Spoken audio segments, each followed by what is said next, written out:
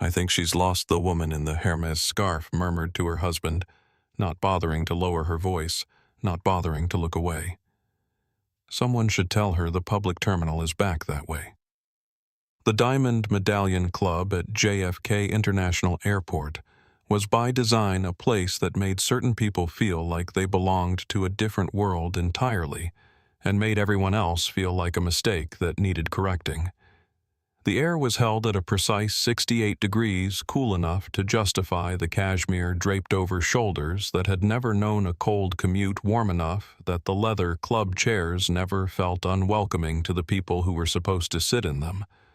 It smelled of bergamot and old money and the particular kind of silence that only exists when every surface has been chosen specifically to absorb the noise of the outside world. Zara Coleman sat in the corner chair closest to the floor-to-ceiling glass wall overlooking the tarmac, and she looked like someone had photoshopped her into the wrong picture. Her hoodie was charcoal gray and faded, the Caltech logo across the chest reduced to a ghost of itself after too many washes in too many dormitory machines. Her jeans were dark and unremarkable. Her sneakers were high tops that had once been white and were now the color of a city sidewalk. Her hair was pulled back in a practical puff, and a pair of noise-canceling headphones rested around her neck like a collar she'd forgotten to take off. She was 19 years old, and she looked to every single person in that lounge who glanced her way like someone's intern who had accidentally wandered through the wrong door. None of them looked at the backpack sitting between her feet on the polished marble floor, and none of them would have understood what they were looking at if they had. The bag contained a matte black laptop encrypted with military-grade security protocols worth $45,000 that Zara had built herself from components she'd sourced from 3 different countries. It also contained the only physical key in existence capable of authorizing the most sophisticated aviation software ever written, a system that was, at this exact moment, loaded into the navigation architecture of the Boeing 787 Dreamliner, sitting on the tarmac 60 yards beyond the glass. A lounge attendant materialized beside her chair with the practiced smile of someone trained to mask confusion with hospitality. He set a glass of sparkling water with lime on the small table beside her and held out a printed boarding card in a leather sleeve, his eyebrows doing something subtle that his face was too disciplined to fully express. "Sparkling water with lime as requested," he said, "and boarding for Terrafly Flight 507 to London Heathrow will begin in 12 minutes. You have pre-boarding clearance, Ms. Coleman." "Thanks," Zara said, and her voice was soft and unhurried in a way that seemed to surprise him slightly, as though he'd been braced for something different. She took the glass without looking up from her phone. The message on the screen was from Raymond Okafor, Chief Technology Officer of Terrafly Airlines, and it had arrived 4 minutes ago with the particular urgency of a man who checked his phone every 30 seconds when something important was happening. "Zara Patch is loaded and ready for the transatlantic test. Board is watching this flight personally. If the fuel optimization holds at cruise altitude, we're looking at 12% savings fleet-wide. Everything is riding on today. Don't let any of the noise distract you." She typed back quickly, her thumbs moving with the automatic speed of someone who spent more time communicating through code than conversation. "Code is solid. I just need to be on the plane and plug in the key before the 45-minute window closes after wheels up. That's all. Stop worrying, Raymond." She set the phone down and picked up the water glass and drank half of it in one long pull because she was running on 52 hours of near-continuous work, and her body had stopped asking for sleep and started simply demanding fuel in whatever form it could get. There was a particular quality to the exhaustion she was carrying. Not the soft heaviness of tiredness, but the electric, brittle feeling of a mind that had been pushed past its limits and was now running on something that wasn't quite energy and wasn't quite will, but was somewhere in between. She rolled her neck slowly, heard it crack in 3 places, and looked out through the glass at the tarmac below. The 787 was out there, gleaming silver and blue in the flat morning light, ground crew moving around it with the particular choreography of a pre-flight inspection, and even from up here she could see the geometry of the engines, The curve of the nacelles, the specific angle of the winglets that her software had been calibrated to work in concert with. She had spent 18 months on the aerodynamic modeling alone. She knew that plane the way some people know a face. For the first time all morning, something in her shoulders released just slightly, and she almost smiled. Then she saw the man at the podium. She almost missed him entirely, because her eyes were drawn first to a little girl standing at the window of the main terminal corridor, just visible through the lounge's glass partition wall. Maybe 9 or 10 years old, face pressed flat against the glass, breath fogging it, watching the planes with an intensity of longing that Zara recognized in her bones before she recognized it in her mind. She had been that girl. Exactly that girl. Englewood on Chicago's South Side was not a neighborhood that raised its children on the expectation that the sky was within reach. It raised them instead on a particular combination of love and pragmatism. The understanding that the world had rules, that the rules were not written for people who looked like you, and that surviving within them required a specific kind of intelligence that no one gave out awards for. Zara had grown up in a 2-bedroom apartment on a street where the corner store had bulletproof glass at the register and the elementary school had metal detectors at the door, and both of these facts were considered as unremarkable as the weather. Her mother, Diane Coleman, worked nights at Northwestern Memorial 3 12-hour shifts a week as a licensed practical nurse, coming home at 6 in the morning with her scrubs still carrying the antiseptic smell of the ICU. And she would stop in the kitchen before she went to bed and check Zara's homework from the night before, leaving small notes in the margins in her neat, looping handwriting. "Good work, baby," or "check your math here," or sometimes just a small star drawn in red ink beside something that had impressed her. There was no moment when someone discovered Zara Coleman and recognized her genius and pointed her toward the stars. That was not the story.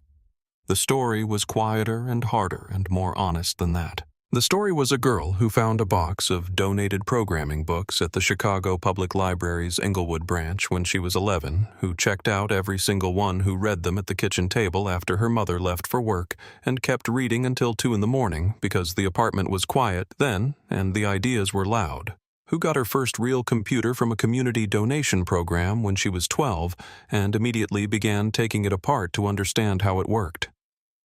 Who taught herself Python, then C++, then assembly language from tutorials she watched on a screen with a cracked corner, because she'd dropped it once and couldn't afford to fix it. She was 14 when she found the vulnerability in Terrafly's public-facing fuel management documentation.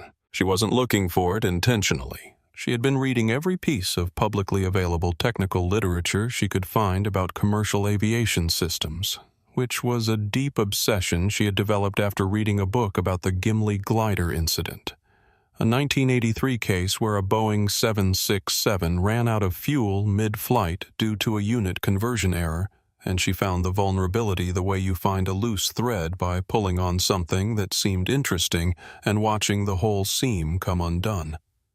She wrote a 12-page report documenting the flaw and emailed it to Terrafly's engineering department using an address she found buried in a 3-year-old regulatory filing, not expecting anything really, just feeling that it was the right thing to do. Raymond Okafor had called her 3 days later. He'd assumed the email was from a professional security researcher, maybe a grad student. The silence that followed when she told him she was 14 and in 8th grade at Hope Academy on West 63rd Street was long enough that she'd checked the phone to make sure the call hadn't dropped. Caltech came 2 years after that full scholarship, and Zara had arrived with 2 bags and the laptop she'd rebuilt from parts and a wariness about the environment that turned out to be fully justified because being the youngest student and one of the only black women in the aerospace engineering program was exactly as exhausting as she'd anticipated.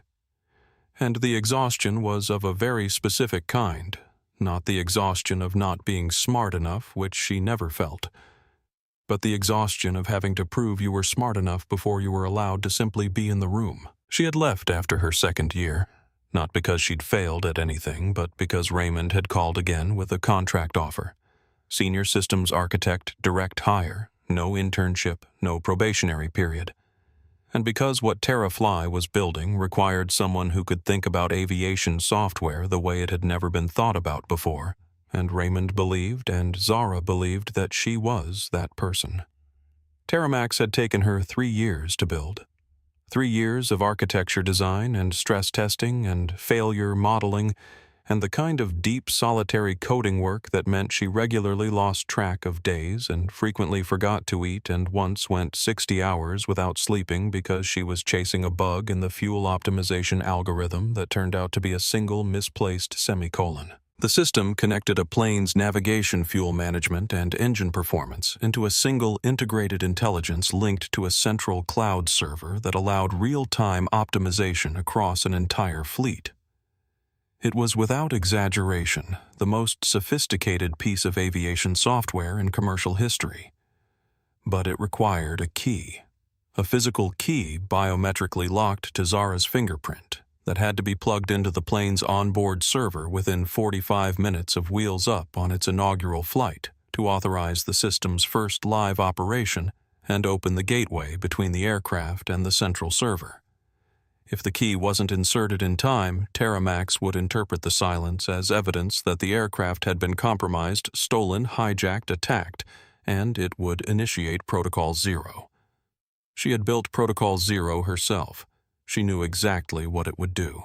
She had not, at the time of building it, imagined a scenario where she would be prevented from getting on the plane. Zara set the water glass down and began gathering her things with the unhurried efficiency of someone who had learned to move through airports, the way water moves through a complex system of pipes, taking the path of least resistance, conserving energy, arriving where she needed to be without drama.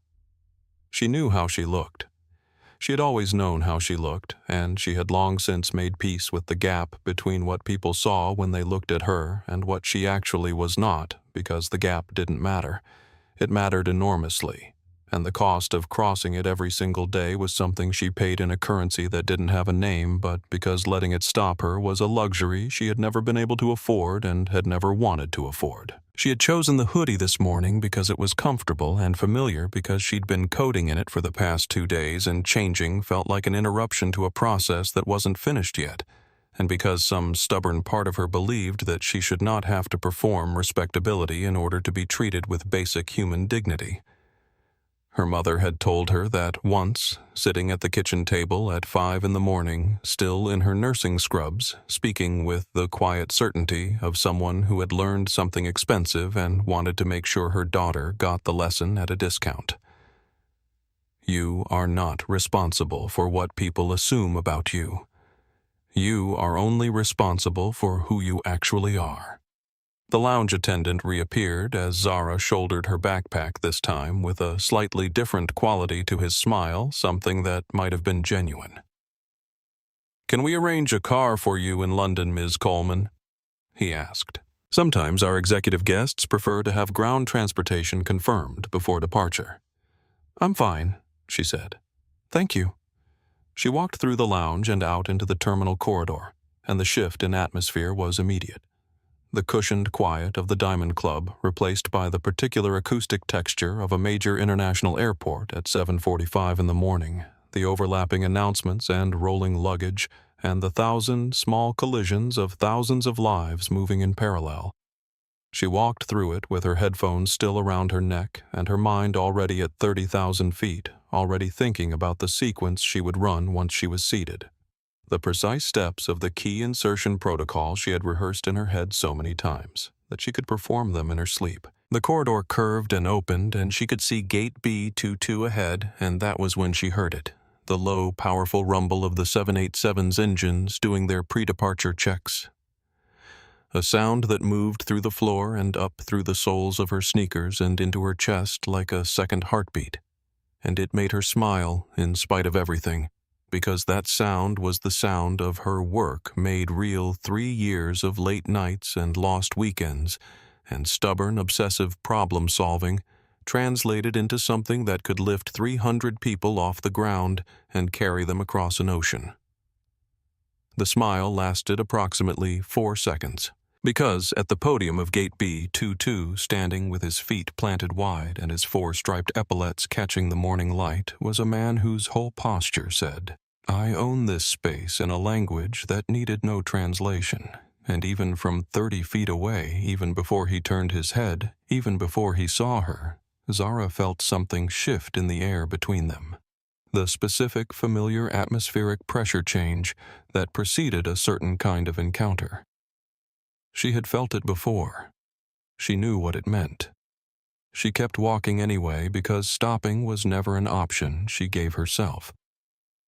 Captain Blake Harrow was 57 years old, and he wore those years the way a man wears a tailored suit, not as evidence of time passing, but as evidence of status accrued each line on his face, a credential, each gray thread in his platinum blonde hair, a citation. He was broad-shouldered and square-jawed, and he stood at podiums the way other men sit at thrones with the absolute physical certainty of someone who has never seriously been told that a space was not his. He had been talking to First Officer Devon Park for the past 10 minutes or more. Accurately, he had been talking at Devon Park, who was young and precise, and was currently holding a tablet loaded with the Terramax pre-flight documentation, and was giving it the careful attention it deserved while simultaneously performing just enough nodding and eye contact to maintain the appearance of listening to Harrow's extended meditation on the superiority of manual flying. The problem with this whole program, Harrow was saying, with the conviction of a man delivering a verdict rather than an opinion, is that it takes the skill out of it. 30 years ago, if your fuel management system failed, you flew the plane. You knew the plane. You felt the plane. Now they want you to babysit a machine that was supposedly designed by somebody who's never even been inside a cockpit. Devon kept his eyes on the tablet. He had heard several versions of this speech. He knew better than to respond to it directly because responding to it directly led to longer versions of the same speech delivered with increasing volume. Whoever wrote this software, Harrow continued waving a hand at the gate area in the general direction of the 787 outside, is going to cost someone their life one day. You can't replace 30 years of experience with an algorithm. It's not possible. I don't care what Raymond Okafor says. I don't care what the board says. Devon had in fact read Zara Coleman's complete engineering documentation the previous week. All 412 pages of it, plus the supplementary technical appendices, and he had understood it well enough to know that it was not the work of someone who had never thought seriously about aviation. It was the work of someone who had thought about almost nothing else for 3 years. Someone who had mapped failure modes that Harrow's 30 years of experience hadn't encountered because they were failure modes that could only exist in a world with this level of integrated technology. But Devon was 29 years old and 3 months into his assignment as Harrow's first officer, and he was still learning which battles were worth having and which ones needed to be survived quietly. He was still thinking about this when he saw Zara Coleman coming down the terminal corridor. He recognized her immediately from the photo in her contractor file, which he had reviewed as part of his standard pre-flight briefing. The file had been explicit critical technical personnel, S1 executive clearance, physical presence required on board for Terramax system authorization. Do not offload under any circumstances. He watched her approach the priority boarding lane, and he felt the shape of the next few minutes assembling themselves in his mind with a clarity that was almost physical, like watching weather roll in from a distance and knowing you're standing in its path. Harrow had gone quiet. Devon looked up from the tablet and saw that Harrow had turned toward the gate area and was watching Zara walk toward them with an expression that didn't yet know it was about to become a problem. Devon could see what Harrow was seeing, a young black woman in a faded hoodie and beat-up sneakers backpack on her shoulders, looking for all the world like someone who was about to be politely redirected. Devon could also see what Harrow was not seeing, the S1 clearance code on his own gate manifest the 7-word notation in bold text at the top of her file entry and the countdown timer on the Terramax dashboard showing that they had exactly 49 minutes from wheels up before Protocol 0 became inevitable. He opened his mouth. Harrow stepped away from the podium. Devon closed his mouth.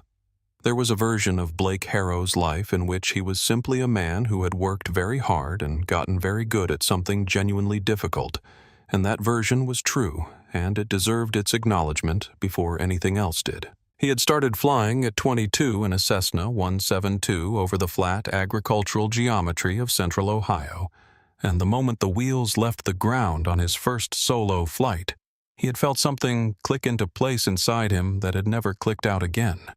A sense of fundamental rightness of being exactly where physics and purpose and his own particular configuration of gifts had always been pointing him.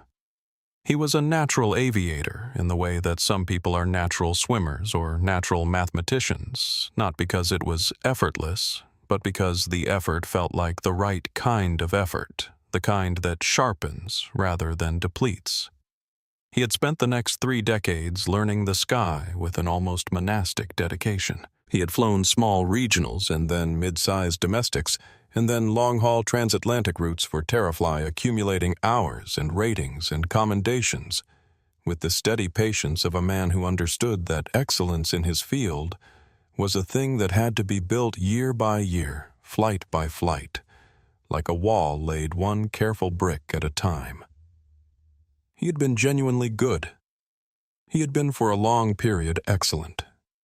There were pilots who flew with him in his 40s who described him as the kind of captain you wanted in the seat when things went sideways, unflappable, technically precise, the sort of person whose calmness was genuinely contagious rather than performed. But there was another version of Blake Harrow's story, one that had been running parallel to the first for most of his career, and had only recently begun to dominate. And that version was about what happens to a man who has built his entire identity around a particular kind of mastery, when the world begins to change in ways that threaten to make that mastery beside the point. Terrafly's announcement of the TerraMax program had landed on Harrow like a diagnosis he hadn't been expecting and didn't intend to accept.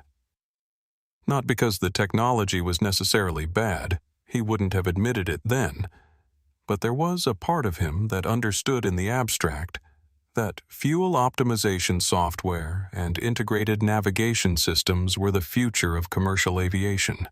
But because of what the program represented and what it implied about the future value of everything he had spent 30 years building, if a computer could fly the plane better than he could, then what were his 30 years worth? And when he found out who had written the computer, not a team of senior engineers at Boeing or Airbus or one of the established defense contractors, but a 19-year-old girl from Chicago's South Side who had dropped out of college and had never logged a single hour of flight time. Something in him had moved from professional skepticism to something uglier and less reasonable, something he didn't examine too closely because examining it would have required admitting what it was. He told himself it was about standards. He told himself it was about safety. He told himself that 20 years of experience entitled him to look at a situation and render a judgment that his gut instinct was a calibrated instrument finely tuned by decades of real-world conditions, and that the idea of trusting the navigation of a multi-million-dollar aircraft full of human beings to software written by someone who looked like she should be studying for a calc exam was not prejudice, it was professionalism. He was wrong about all of that. But he was not yet at a place in his life where he could see that he was wrong, and the distance between where he was and where he needed to be was about to cost him everything. The mind does its most dangerous work in the space before a thought becomes a word in the fraction of a second when incoming information is being sorted into categories, and the sorting happens faster than consciousness can monitor it. And the categories have been shaped by things the conscious mind has never examined. Blake Harrow looked at Zara Coleman walking toward him, and his mind completed its assessment in less time than it took him to draw a breath. Hoodie, sneakers, young, black, backpack, priority lane, S1 clearance. The last item didn't fit the others. His mind resolved the contradiction the way it always resolved contradictions that didn't suit the framework by dismissing the anomaly rather than reconsidering the framework. There was a mistake. There was a mix-up. There was a system error or a fraudulent booking or some kind of affirmative action accommodation that someone had coded into the manifest without thinking about what it actually meant to put a passenger like this in the first row of a flagship inaugural flight. He was already stepping away from the podium before he had consciously decided to do it. Devon Park saw him move and felt the specific dread of someone watching a situation develop that they do not have the standing to stop. He had read the file. He had read every word of the file, including the 7-word notation in bold text at the top of Zara Coleman's entry, the one that said, "Do not offload under any circumstances." He had also read enough of her engineering documentation to understand what the 45-minute handshake window meant and what happened if it was missed. He was 29 years old. He was 3 months into his first assignment as a long-haul first officer. He had watched Harrow dismiss his attempts to redirect the pre-flight conversation twice already this morning, both times, with a kind of offhand authority that made clear that disagreement was not a welcome feature of their working relationship. Devon looked at the countdown timer on the Terramax dashboard. He looked at Zara Coleman, who was now 12 feet away and had not yet seen Harrow moving to intercept her. He looked at Harrow, who was crossing the gate area with the settled certainty of someone performing a duty rather than making a mistake. Devon opened his mouth and said "Captain," in a voice that came out quieter than he intended, and Harrow made a small dismissive gesture without turning around the way you'd wave away a fly, and that was that. Devon looked back at the tablet. The bold text was still there. "Do not offload under any circumstances." He read it one more time, as if reading it again might somehow project it backward through time to a place where it could do some good. It couldn't. The moment had already passed. Devon Park had grown up wanting to fly because his grandmother had told him when he was 7 years old, and they were sitting on her porch in Pasadena, watching a plane draw a white line across the blue sky, that the people who flew those planes were the people the world trusted most, and that being trusted was the best thing a person could aspire to. He still believed that. He believed it in a way that had survived flight school and the regional grind and the particular cultural atmosphere of a commercial cockpit, which was, for all its professionalism, not entirely without its own versions of the hierarchies and blind spots that existed everywhere else in the world. He believed it on the days when he walked onto a flight deck and the captain looked at him with that fraction of a second of recalibration, the tiny, visible adjustment that told him he was not quite what had been expected, and he processed that adjustment and filed it away and did his job because his job was what he was there to do, and he was very good at it. He had known Harrow was going to be difficult before they ever met. The file was comprehensive if you knew how to read it. 30 years of exceptional performance metrics threaded through with a recurring note about communication challenges, with new protocols and resistance to technology integration. That was in the particular bureaucratic language of airline HR documentation, a polite way of describing a man who had been fighting the future for about a decade and was losing ground faster than he realized. But Devon had also known that Harrow was genuinely skilled, and he had gone into the assignment prepared to learn from the skill while managing the difficulty, which was a calculation he made with the quiet efficiency of someone who had been making it his whole life. What he hadn't been fully prepared for was the moment when Harrow's difficulty would stop being an abstract professional challenge and would start being a specific, concrete, consequential problem with a name and a face and a countdown timer attached to it. He had read Zara Coleman's file with the same thoroughness he brought to every pre-flight briefing, and what he had found in those pages had done something unusual to him. It had made him feel something that was adjacent to awe, which was not an emotion he was accustomed to experiencing in a professional context. Not because of her age, though her age was extraordinary, but because of the quality of the thinking on display in her documentation, the way she had approached problems that the established engineers had been circling for years and had simply solved them cleanly and completely by coming at them from a direction that nobody else had thought to try. She had written in the preamble to the Terramax architecture document in language that was unusually plain for a technical specification that she had designed the system to make flying safer. Not by replacing human judgment, but by giving human judgment better information to work with. That the goal was not automation for its own sake, but the creation of a partnership between the pilot's experience and the system's processing capacity that neither could achieve alone.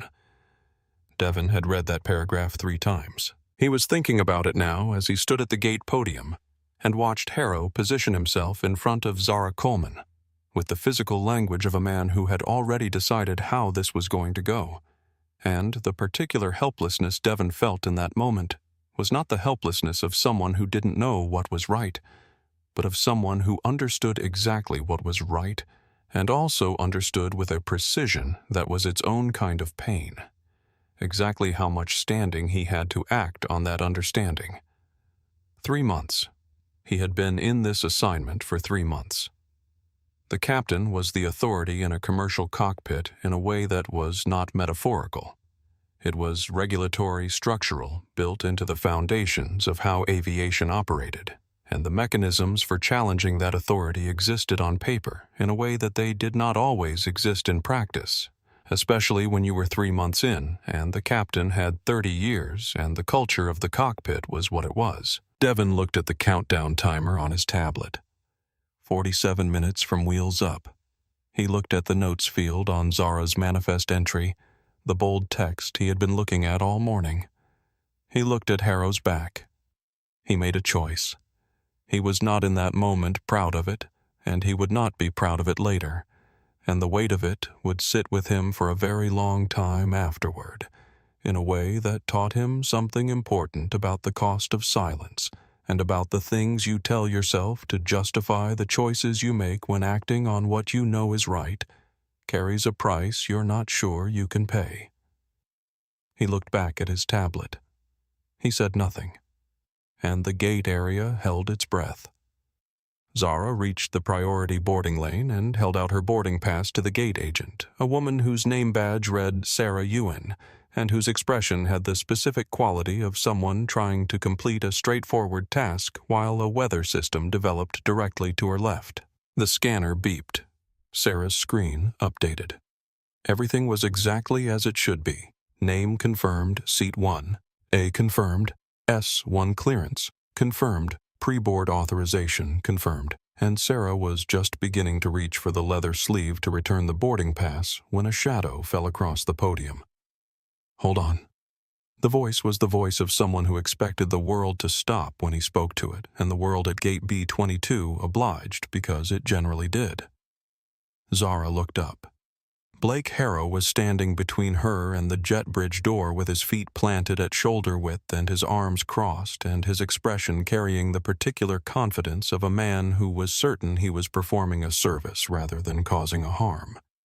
He was taller than she'd expected. He looked her up and down in a single sweep the way a customs agent looks at a suitcase he's already decided to open, and then he looked at Sarah Ewan with an expression that said obviously. There's been a mix-up, he said, not to Zara, but to Sarah, as if Zara were an object whose misplacement was being discussed rather than a person whose boarding was being questioned. Run it again. Seat 1A is reserved for executive-level passengers and essential company personnel. She's cleared, Captain Sarah said, and her voice had a faint tremor in it that she was working to control. Seat 1. Zara Coleman. Everything checks out. I have the correct boarding pass, Zara said, and her voice was even and clear in a way that cost her something to maintain, because she had been awake for 52 hours and she was exhausted, and she knew what this was, and knowing what it was did not make it any less of a drain. She held the boarding pass out so Harrow could see it. My name is Zara Coleman. I'm the lead systems architect for the Terramax integration. I need to board now. Harrow took the boarding pass out of her hand without asking, the way someone takes a document they've already decided to scrutinize. And he looked at it, and specifically he looked at the clearance code printed in the upper right corner, the 2 characters that sat above the standard ticket information S1. something shifted in his expression. Not softened. Nothing about Harrow softened in that moment, but recalculated the way a person recalculates when they encounter a fact that doesn't fit their assumption, and decide the fact must be wrong. S1, he said, and his tone made it sound like a suspicious finding rather than a confirmation. That's board-level clearance. He looked at Zara with a new quality of attention, the attention of someone assembling a theory. Where did you get this? I earned it, Zara said. Around them, the passengers who had been gathering in the priority lane were registering the situation with varying degrees of attention and response. Two men in business suits were exchanging glances. A woman in her 40s with a rolling carry-on had her phone out, angled in a way that suggested it was no longer being used for reading. A young man near the back of the line had gone very still. Sarah Ewan was looking at her screen, then at Harrow, then at her screen again, with the expression of someone who knows the correct answer and also knows that knowing the correct answer is not going to be sufficient. Devon Park stood at the podium and looked at his tablet and did not look up. Captain Sarah said carefully, Her file notation says I'll handle this, Soraya Harrow said, using her name in a way that was meant to be reassuring but functioned as a silencing. And then he looked back at Zara, and the look on his face was the look of a man who had already written the ending to this story and was simply narrating toward it.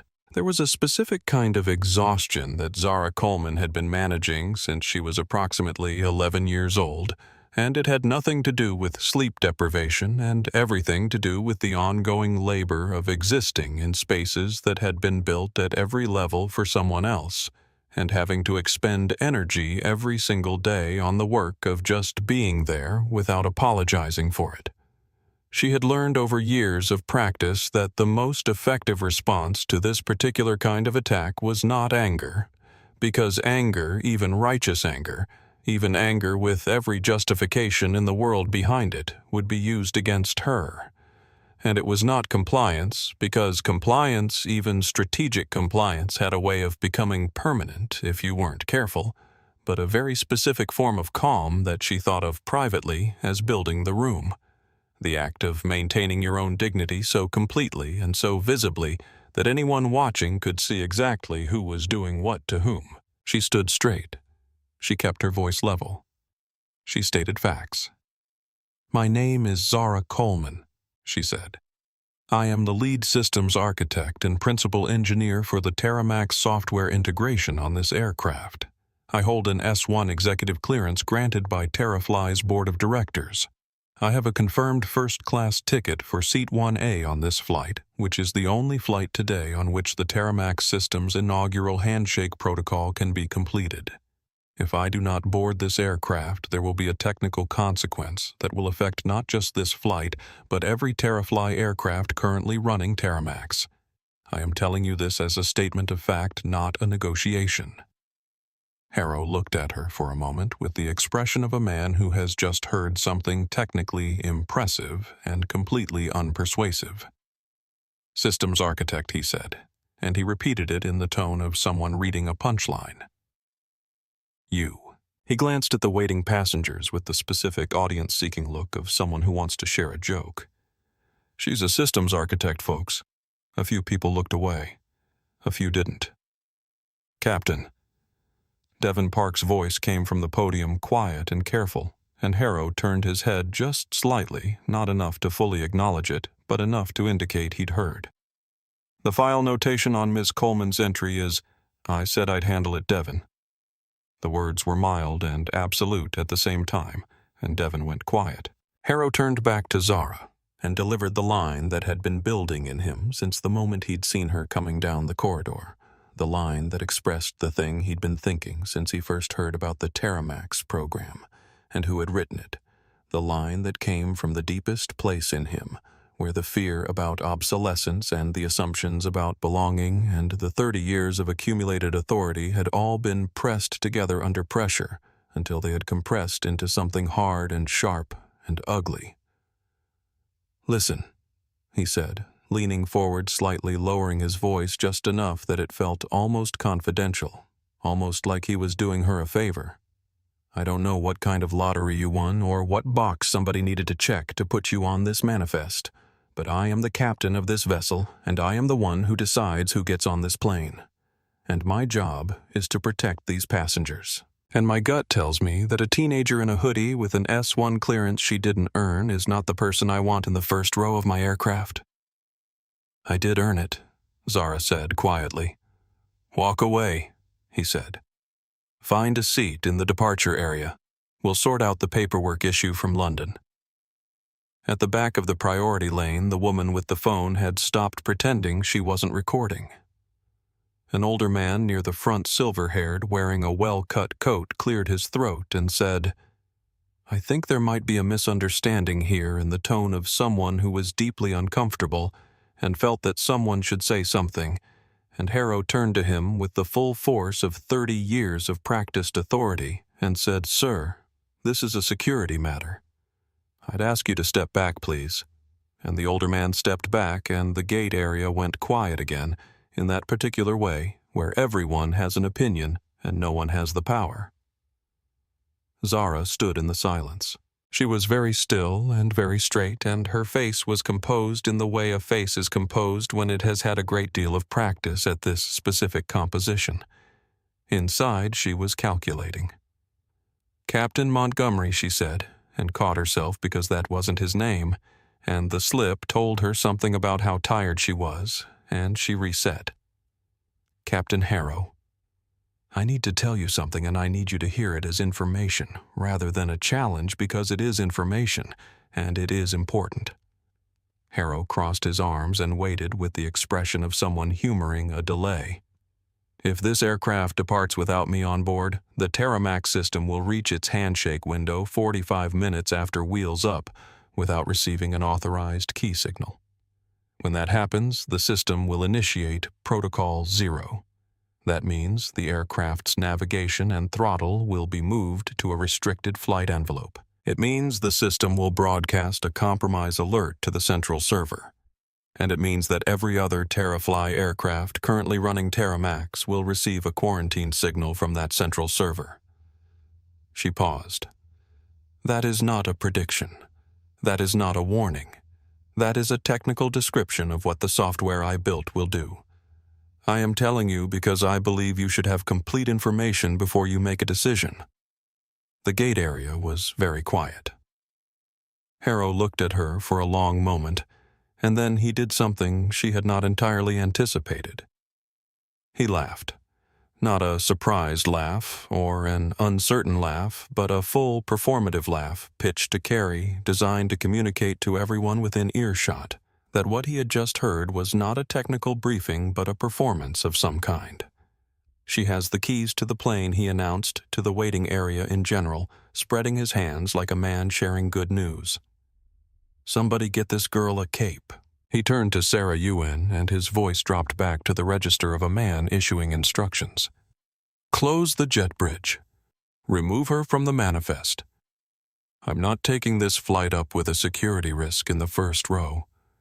If she's who she says she is, we'll sort it out from London." "Captain, I really," Sarah began. "Sarah, one word. Final." Zara reached into her pocket and took out her phone. She typed 2 words to Raymond Okafor and sent them. Then she put the phone away and looked at Harrow one last time, and the look she gave him was not angry and it was not pleading. It was the look of someone who has done everything within their power to prevent a consequence and has reached the limit of that power and now must simply stand in the knowledge of what comes next. 2 TSA officers materialized at the edges of the gate area with the particular timing that suggested they had been observing from nearby for some time. They were big men, tired-looking, and they did what people in positions of official authority almost always do when faced with an ambiguous situation between a person in a uniform they recognize and a person who looks out of place. They resolved the ambiguity in favor of the uniform. Miss one of them said, moving to stand beside her, "You need to come with us, please." Zara didn't argue. There was nothing more to argue. She turned and began walking with them, and she didn't look back at the gate, and she didn't look at Devon Park, who was standing at the podium reading the words, "Do not offload under any circumstances," for what felt like the 10th time, and she didn't look at the passengers who watched her go, or at Harrow, who adjusted his cap with one hand and straightened to his full height. She did look once at the jet bridge door. Then she looked away. The Port Authority security holding room at JFK was not a place designed for waiting comfortably, which Zara supposed was the point, since the people held here were generally either very anxious or very guilty, and neither state was meant to be soothed. The chair was molded plastic, the color of old teeth. The table was metal cold to the touch, even through her sleeves. The fluorescent light above her hummed at a frequency that she recognized in some remote, still functional part of her brain as approximately 60 hertz, which was the standard for North American electrical systems, which was a fact she was clinging to because it was a fact, and facts were still working even when everything else wasn't. Through the narrow window, set high in the exterior wall, she could see a slice of tarmac, and beyond it the distant geometry of the runway. And she was watching through that window when the Terrafly 787, with her software in its navigation system and her key in the overhead bin of seat 1, executed a slow, deliberate right turn at the end of the taxiway and aligned itself with the runway centerline. Detective Marcus Tran sat across from her with a yellow legal pad and a pen he kept clicking with the automatic rhythm of someone trying to stay awake.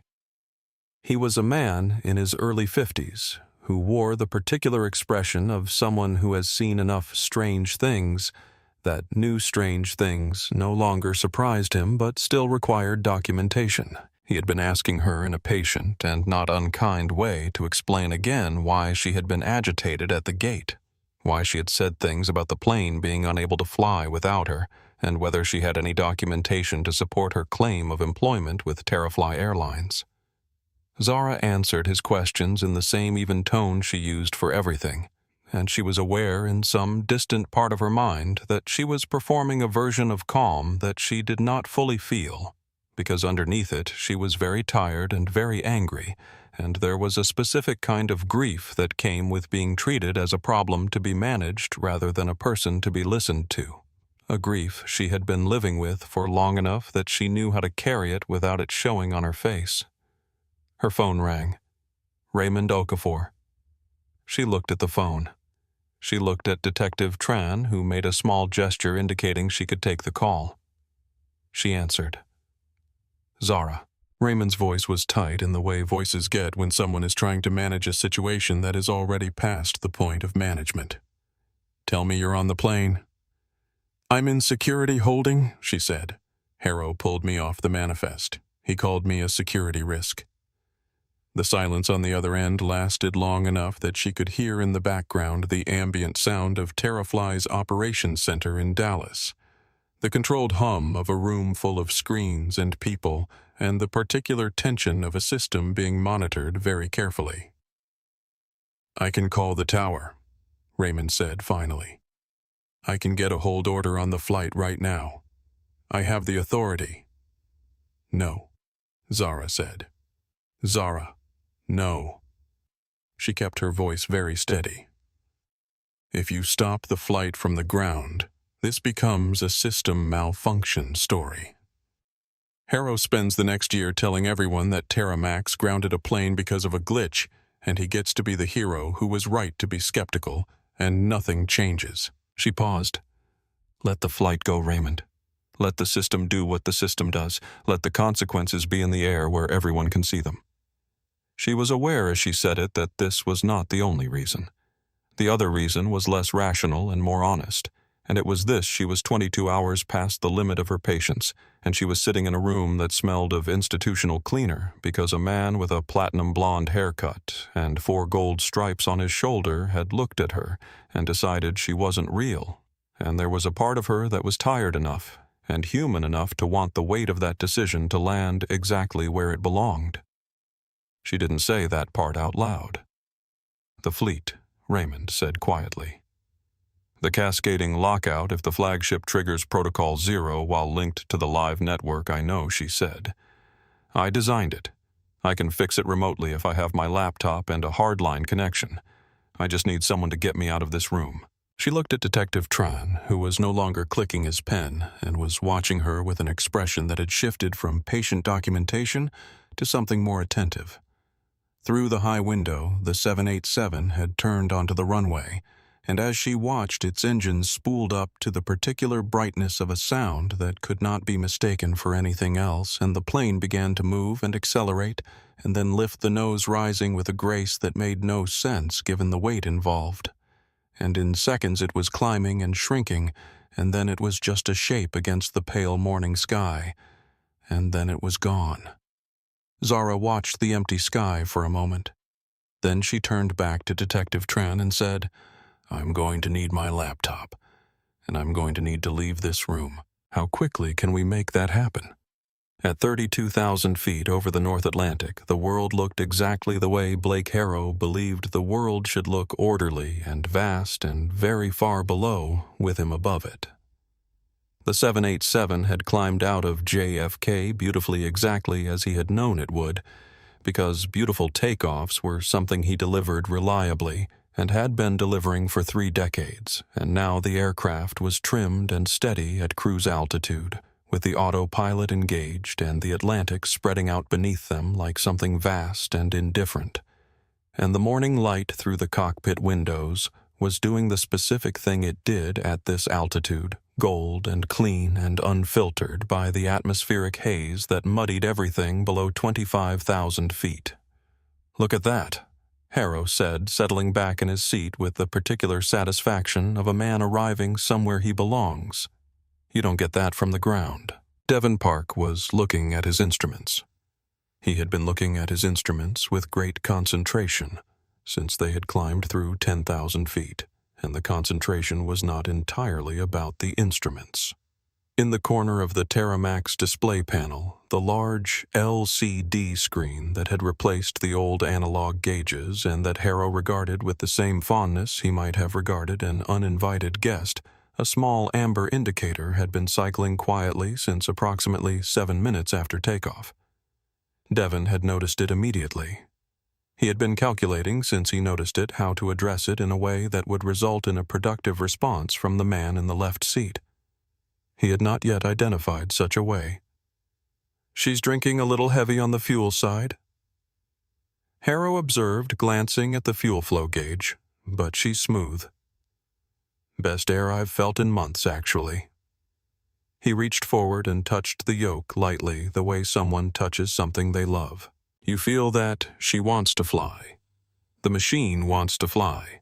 That's something no algorithm is going to replicate." Captain Devon said carefully, "There's an indicator on the Terramax panel." Harrow glanced at it. "It'll clear. It's been cycling for Devon." The tone was not unkind, which was almost worse than if it had been. "I know you're fresh, and the training program puts a lot of emphasis on the new systems, and I respect that I do. But I have been flying this route since before you were in secondary school, and I have seen more caution lights and advisory indicators and automated warnings than I can count, and 95% of them are the system being overcautious because the system was designed by people who don't trust pilots." He turned back to the view through the windshield. "I trust the plane.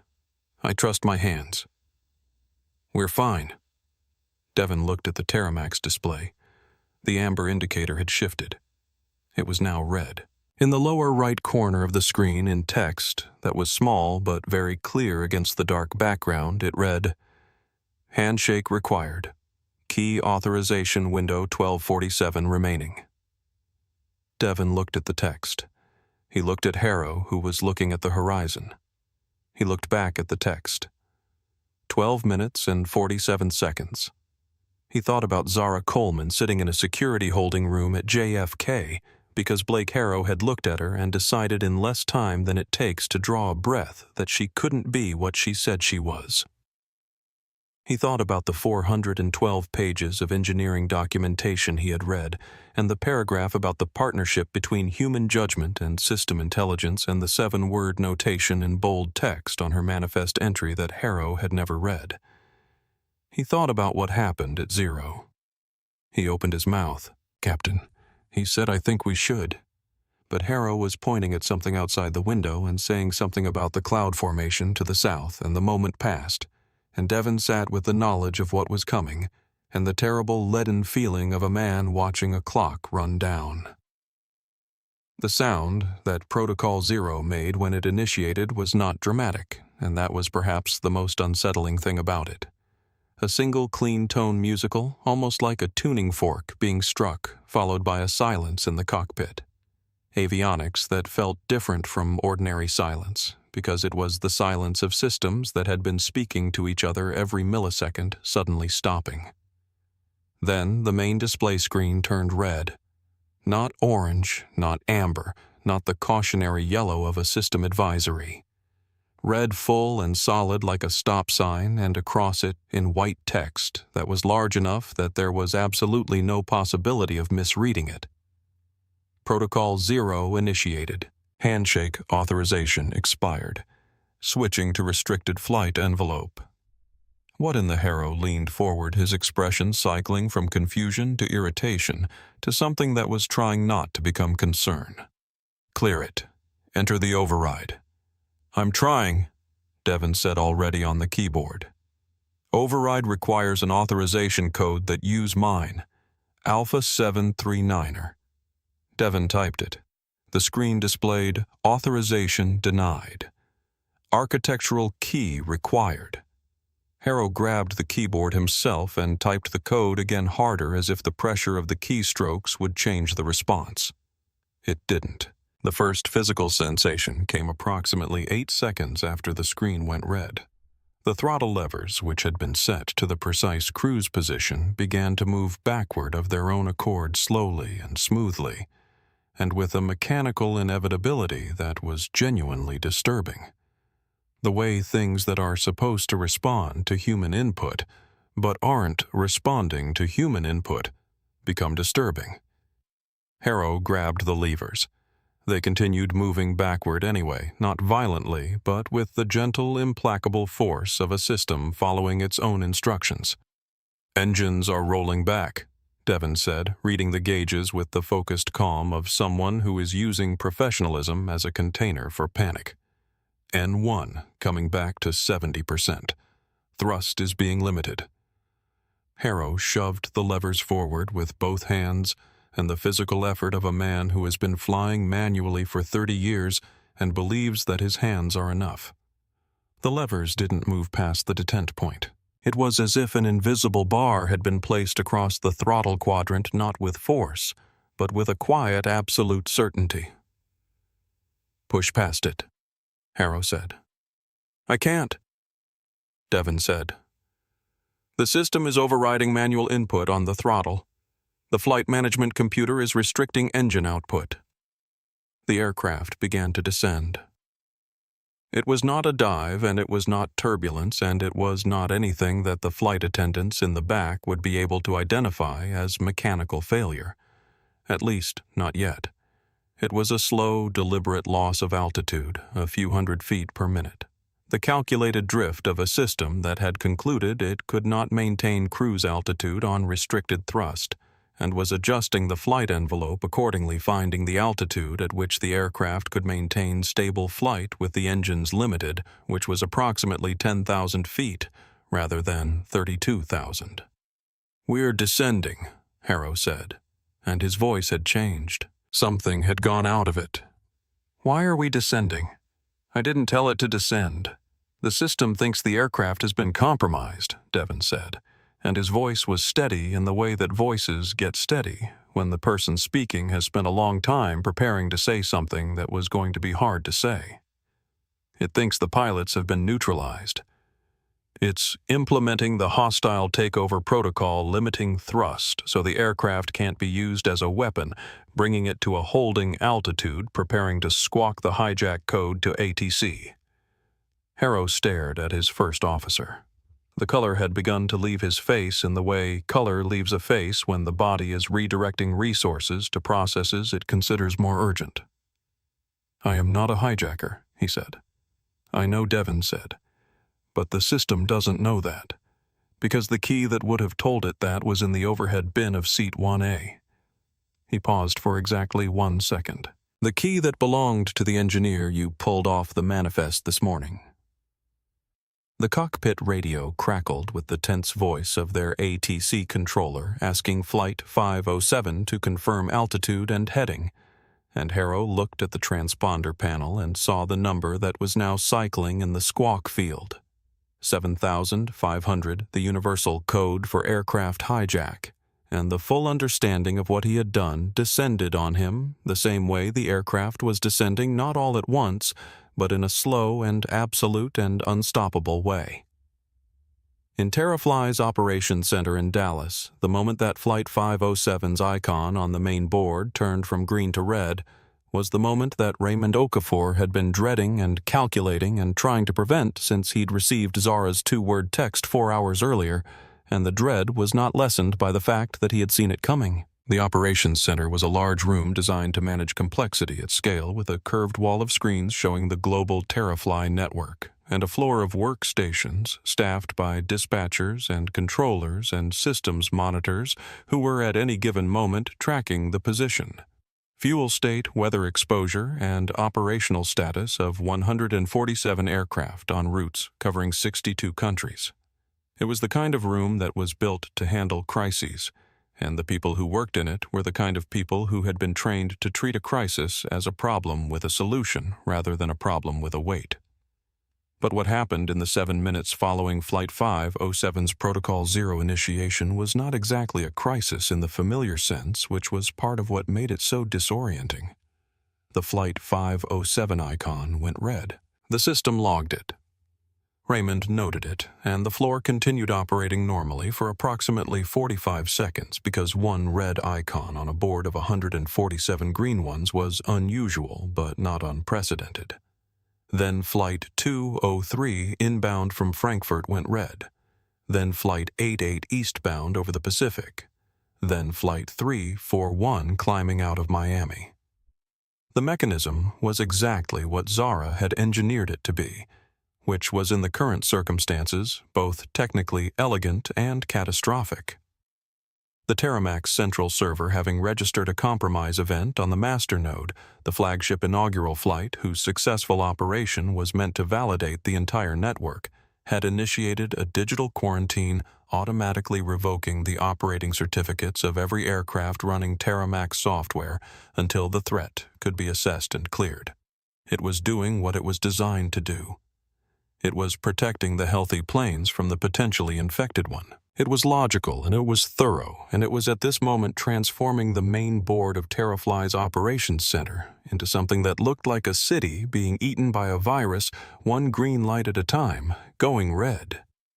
We have a fleet-wide event, the senior dispatcher, a woman named Carla, who had been in the job for 11 years and had handled 2 runway incursions and a decompression event and had never sounded like she did right now, said into her headset. Repeat, we have a fleet-wide event. All Terramax-equipped aircraft are receiving quarantine signals. Raymond was already at the master control station, but there was nothing he could do from there, which was the problem, which was precisely the problem he had been trying to explain to people for 2 hours. Which was that the only fix for a master node compromise on Terramax was a manual reauthorization by the lead architect, and the lead architect was in a holding room at JFK because Blake Harrow had decided she didn't look the part. Jonathan Webb walked into the operations center at 10:17 in the morning wearing a suit that cost more than most of his employees made in a month, and an expression that Raymond had never seen on him before, which was the expression of a man who has built something very large and is watching the foundations shift. Webb stood in the doorway for approximately 12 seconds. He was very still. He looked at the board. 41 red icons. 42. 43. Raymond Webb said, and his voice was quiet in the way that very powerful men's voices get quiet when they are genuinely frightened and are choosing to express the fear as a question because a question still has an answer, and they need there to be an answer. Tell me what I'm looking at. Raymond turned to face him. We have a cascade lockout across the Terramax fleet, he said. The flagship triggered Protocol 0 at cruising altitude because the system didn't receive key authorization within the window. The central server interpreted that as a hostile event and quarantined the fleet. Webb was quiet for a moment. How do we stop it? Manual reauthorization by the lead architect, Zara Coleman. Direct interface with the central server using her encrypted key and biometric authentication. Then get her on the phone. She's in a holding room at JFK Jonathan. Raymond kept his voice even with some effort. Captain Harrow denied her boarding this morning. He called her a security risk. Security had her removed from the gate. The number on the board had reached 51. 52. Each red icon represented an aircraft currently executing a restricted descent, its throttles locked at 70%, its crew receiving the same screens and the same non-responses to override attempts that Devon Park was dealing with right now over the Atlantic. In the holding room at 52 aircraft worth of chaos away, Zara Coleman was waiting. Webb pulled out his phone. He did not call the police station at JFK. He did not call his legal team or his communications director or the FAA liaison whose number he kept in his contacts for exactly these kinds of situations. He scrolled to a different name entirely, a name he rarely used but which existed in his phone precisely because some problems were above the level of the people who were normally empowered to solve them. He pressed call.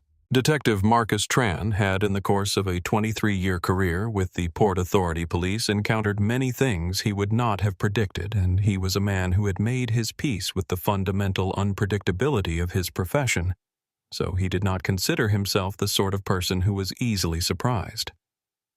And yet, he was on his second cup of coffee, the second cup being at this point more of a philosophical commitment than a source of caffeine. And he was watching the young woman across the table from him with a quality of attention that had been shifting over the past 40 minutes, from the professional assessment of a potential nuisance passenger to something more careful and more uncertain, and he was trying to identify the specific thing about her that was causing the shift. She was very still. That was part of it. Not the stillness of someone who was shocked or shut down, but the stillness of someone whose entire cognitive processing power had been redirected inward away from the external performance of waiting and toward something internal that was happening very fast. She reminded him in some remote way of a chess player he had watched once in Washington Square Park, a woman who sat perfectly motionless between moves while her eyes did something extremely active. Her phone had rung 3 times in the past 20 minutes, and she had taken all 3 calls briefly and quietly, and each time after she hung up she had looked at him in a way that was assessing rather than pleading the way a person looks at a door they are trying to find the right key for. The third call had lasted 40 seconds.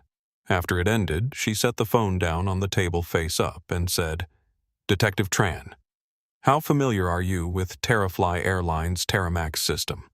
"Not very," he said honestly. "That's fair," she said. "The short version is that I built it, and it requires my physical presence on the inaugural flight to complete an authorization sequence, and that authorization window expired approximately 20 minutes ago. And as a result, there are currently somewhere between 40 and 60 commercial aircraft attempting to perform emergency descents over several different countries. The software I designed is doing exactly what I designed it to do, which was to protect the aircraft from hostile takeover. It cannot be stopped remotely. It cannot be stopped by anyone other than me using my encrypted key and my biometric authorization on a direct hardline connection to the central server." Tran looked at her. "The key is in my laptop," she continued, "which is in my bag, which is in your evidence locker. I need my bag. I need a hardline connection to a server, and I need to be somewhere that has both of those things. I believe the JFK control tower has a direct line to Terrafly's central server as part of its emergency coordination infrastructure." Tran put down his coffee. He was saved from having to decide what to do next by the door of the holding room opening with a force that suggested the person on the other side had not slowed down much before reaching it, and the precinct captain walked in with the expression of someone who has just received information that has fundamentally restructured his understanding of the previous 40 minutes, followed by two people in dark suits who had the bearing of federal personnel. Tran the captain said, "Step away. Ms. Coleman." He crossed the room in 4 steps. "I am deeply sorry for the misunderstanding. We've been asked." Zara was already standing. She was already picking up her phone. She looked at Tran with an expression that he would think about for some time. Afterward, it wasn't triumphant, and it wasn't resentful, and it wasn't the expression of someone savoring a vindication. It was the expression of someone who has work to do and is already several steps into it. "My bag," she said to the captain. "Being retrieved now," he said. "There's a vehicle outside and a federal escort to the tower. The FAA has cleared the hardline access." Zara nodded and walked toward the door, and did not look back. Up in Flight 507, the descent had leveled off at 9,800 feet, and the aircraft was holding there with the patience of a system that had no ego and no urgency, and was simply doing what its instructions required until the instructions changed. The throttle levers were locked. The navigation display was showing a holding pattern rather than the North Atlantic track they were supposed to be on. The fuel flow gauge was running at the rate of an aircraft being asked to work harder than its altitude required, burning through reserves at a pace that Devon had calculated with the quiet precision of a man doing math he didn't want to do, gave them approximately 90 minutes before they needed to land somewhere. The cabin was not panicking, not yet, because the flight attendants were professionals, and because the passengers had not been told what was happening, and because 1,000 feet of altitude change feels like turbulence to someone sitting in a leather seat with a glass of champagne, not like a locked throttle. But there were people looking out the windows at the ocean, which was now much closer than it should have been, and Devon could hear over the cockpit audio system the sound of the cabin atmosphere changing, the small uptick of voices, the shift in frequency that preceded real concern. Harrow was not speaking. He had been not speaking for 17 minutes, which was itself a kind of communication, because Harrow had been speaking continuously since Devon had joined this assignment, and the silence was as loud as anything he had ever said. He was sitting in his seat with his hands on the yoke and his eyes on the instruments, and he was flying the aircraft with perfect technical competence, trimming against the restricted thrust, managing the descent rate, doing everything correctly, and Devon could see him doing it and could see what it cost him to do it in these conditions, and did not feel the satisfaction that he had half imagined he might feel. Because there was nothing satisfying about this, and there never had been. Devon Harrow said, finally, "Captain, the fuel." He said it quietly, without inflection, as if discussing the weather. "At current burn rate, 91 minutes of endurance before we need to divert," Devon said. "Nearest suitable field is Shannon in Ireland. We could make it with margin." Harrow nodded. He was quiet for another moment. She knew he said. It was not a question. "Yes," Devon said. "She told me." Another pause. "At the gate, she told me exactly what would happen." "Yes," Devon said again. The silence stretched between them with the particular quality of a silence that contains everything that needs to be said and will not be improved by saying any of it. Harrow looked at the ocean below, and Devon watched Harrow look at the ocean, and both of them understood in the way you understand something that has been true for a while, but has only just become undeniable, that the 30 years of experience and the 4 gold stripes and the gut instinct that was supposed to be a calibrated instrument had in one morning at Gate B-22 of JFK International Airport been worth exactly nothing against the judgment of a 19-year-old woman in a faded hoodie whom Harrow had decided in less time than it takes to draw a breath he could dismiss. Devon looked at his instruments. He did not say anything. There was nothing to say that the fuel gauge wasn't already saying. Jonathan Webb stood in the operations center with his phone pressed to his ear and spoke for 4 minutes to the governor of New York, and the 4 minutes contained in compressed form a complete account of what had happened at Gate B, 2-2 that morning, and what it had cost, expressed in the language of numbers, because numbers were the language the governor spoke most fluently. The number of aircraft currently in restricted descent, the number of passengers aboard them, the number of minutes remaining before fuel states became critical on the most affected routes, and the number of dollars that was currently leaving Terrafly's market capitalization at a rate that the trading floor was having difficulty tracking because it was moving faster than usual. The governor's response took approximately 90 seconds. In the holding room at JFK, there was no dramatic moment. There was no flood of light, no orchestral swell, no reversal so sudden and complete that it announced itself as such. What there was the holding room door opening more forcefully than it needed to, and the precinct captain walking in with the expression of someone who has recently received information that required a very rapid restructuring of previous assumptions. Detective Tran later told his partner that what he remembered most clearly was not anything that Zara Coleman said in the moment, but the way she stood up, not quickly, not with the energy of someone who had been waiting for a vindication, but slowly, like someone who had been managing their body's fatigue for a long time and was now directing the available energy very precisely toward what needed to happen next. She took her laptop bag from the officer who brought it in.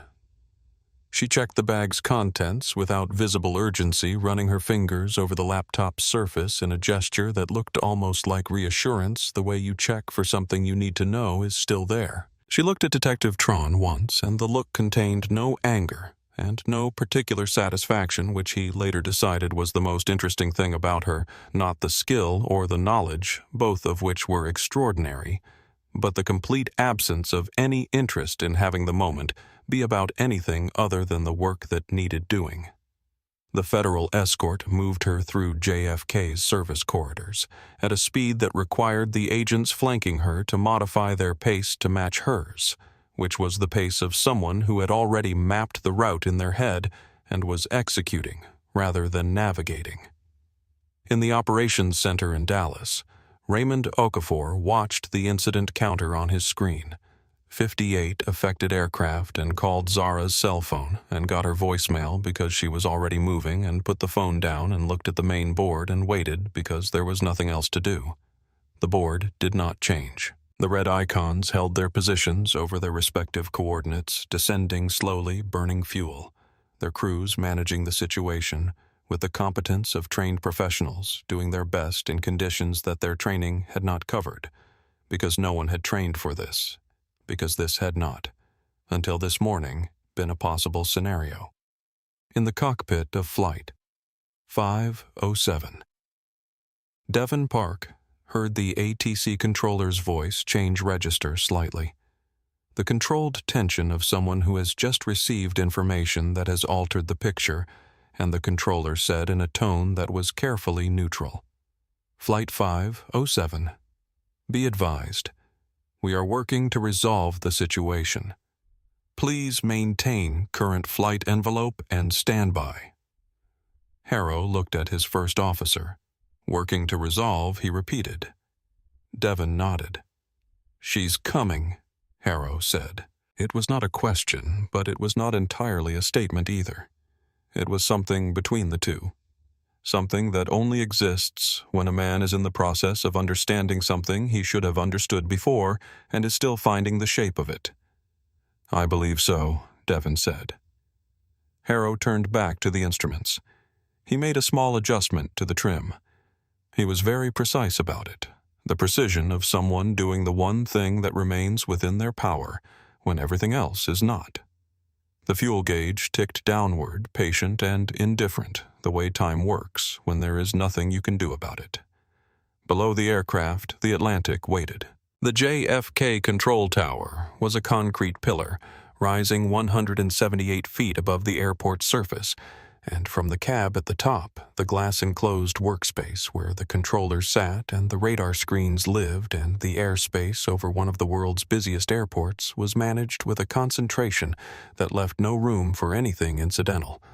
The view was a perfect 360 of controlled chaos, rendered orderly by expertise, the runways and taxiways and terminal buildings and the constant movement of aircraft being sequenced and vectored and handed off with the smooth, invisible efficiency of a machine that had been refined by decades of practice. The machine was not running smoothly this morning. The police cruiser pulled up to the tower's base at a speed that the driver would not have used if there had been any choice about it, and Zara was out of the back seat before it had fully stopped laptop bag across her chest, hoodie hood down, because she'd pushed it back at some point in the last few minutes without registering it. The federal escort fell into step beside her, and she moved through the security checkpoint and into the elevator, and watched the floor numbers climb with the focused attention of someone counting down rather than up. The elevator doors opened onto the cab, and the noise and light and concentrated urgency of the space hit her all at once. 30 controllers at their stations, the ambient sound of a dozen radio frequencies running in parallel, the main radar display showing the airspace as a complex web of vectors and altitude blocks, with currently an unusual number of tracks behaving in ways that deviated from their filed flight plans in the specific troubling way that the Terramac's restricted envelope produced. The room registered her arrival in a wave heads turning the particular silence that moves through a space when something significant enters it, and she stood for a moment in the elevator doorway taking it in, not because she needed to adjust, but because she needed to identify exactly where she was going and move there directly, without any of the social negotiation that spaces like this sometimes required. Tower Chief Commander Adriana Reyes was at the center of the room, standing rather than sitting, which told Zara something about how long this had been going on and how seriously it was being treated. She was a compact woman in her early 50s, with silver-streaked hair pulled back in a way that suggested it had been in that position for many hours, and she had the expression of someone who has been managing a crisis for long enough that the crisis has begun to feel personal. Reyes looked at Zara. The look lasted approximately 1 second, which was approximately as long as it took Reyes to take in the hoodie, the age, the bag, and the quality of focus that Zara was projecting, and to make her own assessment. "You're," Coleman Reyes said. "Yes," Zara said. "Hard line is over here." Reyes pointed to a terminal in the corner physically separated from the main controller workstations with a thick bundle of Ethernet cables running to it from a conduit in the wall. Direct pipe to Terrafly's central server in Dallas. We use it for emergency coordination with airlines when we need to move faster than the normal channels. She paused. The encryption on it is going to need... I wrote the encryption, Zara said, moving toward the terminal. I know what it needs. She sat down. She unzipped her bag and extracted her laptop and set it on the desk beside the terminal, then picked up the Ethernet cable and held it for a fraction of a second, running her thumb over the connector, the way she always did before a physical connection to a server, an old habit from her first year of coding when she'd learned the hard way that a loose seating could corrupt a data transfer at the worst possible moment. The cable seated. The laptop screen came alive. The room watched. Zara became aware in the peripheral part of her attention that wasn't committed to the screen of 30 people who had been dealing with the consequences of this problem for nearly 2 hours, standing in silence, watching her prepare to address it.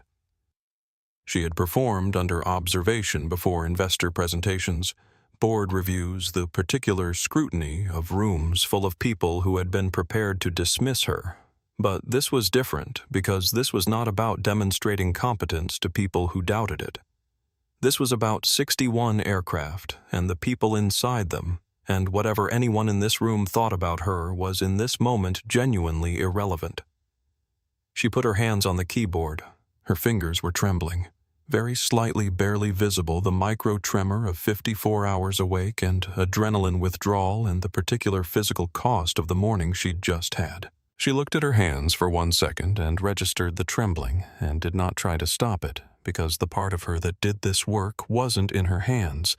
It was in the part of her that knew where every line of this code lived and how to move through it. And that part was not trembling. She began to type.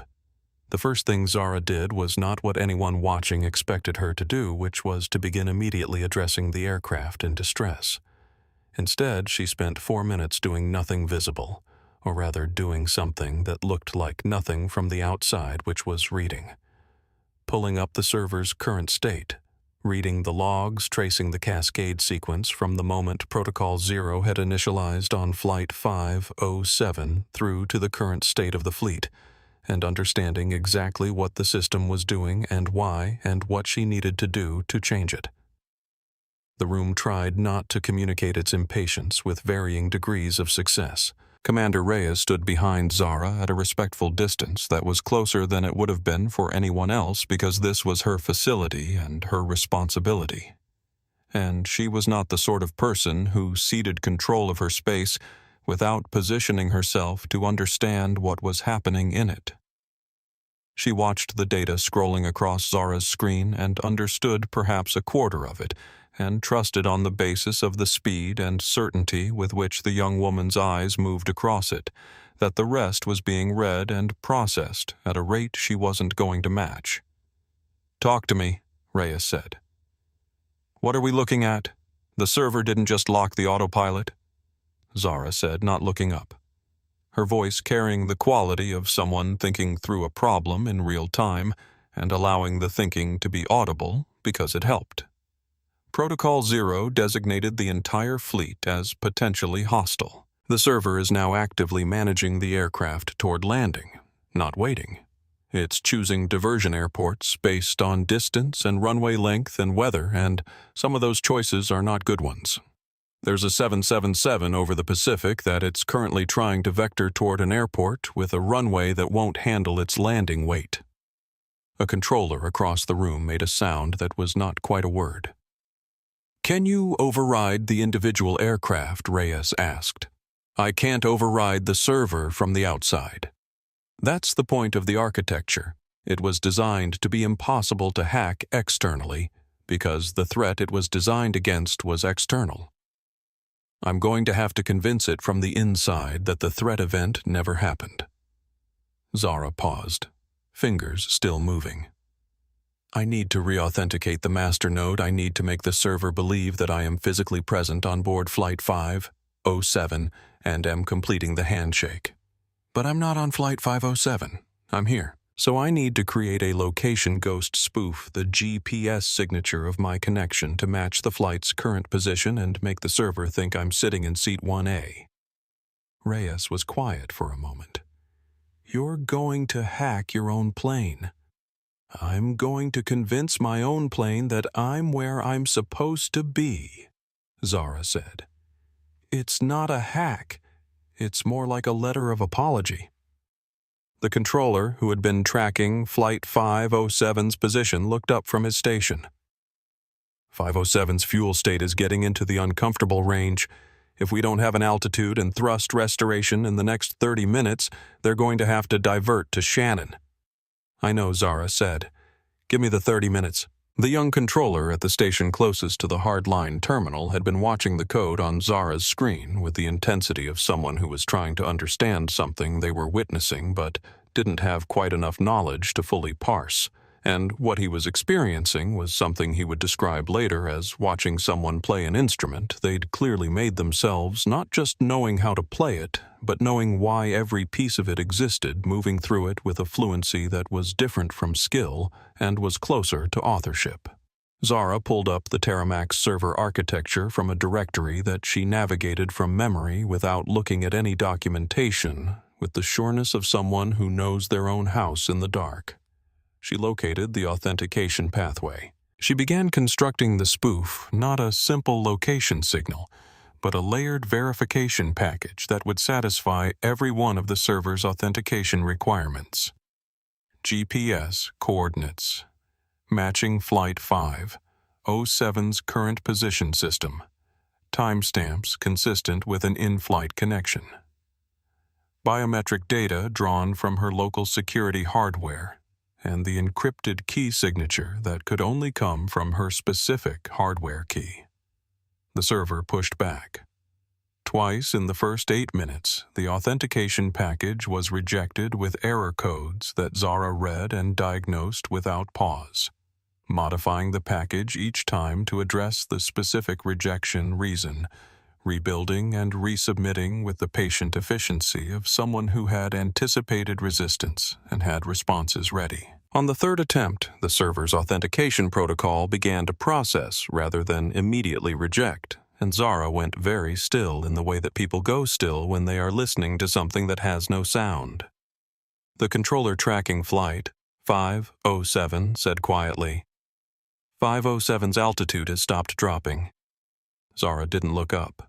She was watching a progress indicator on her screen that was moving across its track at a rate that was nearly imperceptible, unless you were watching it very carefully.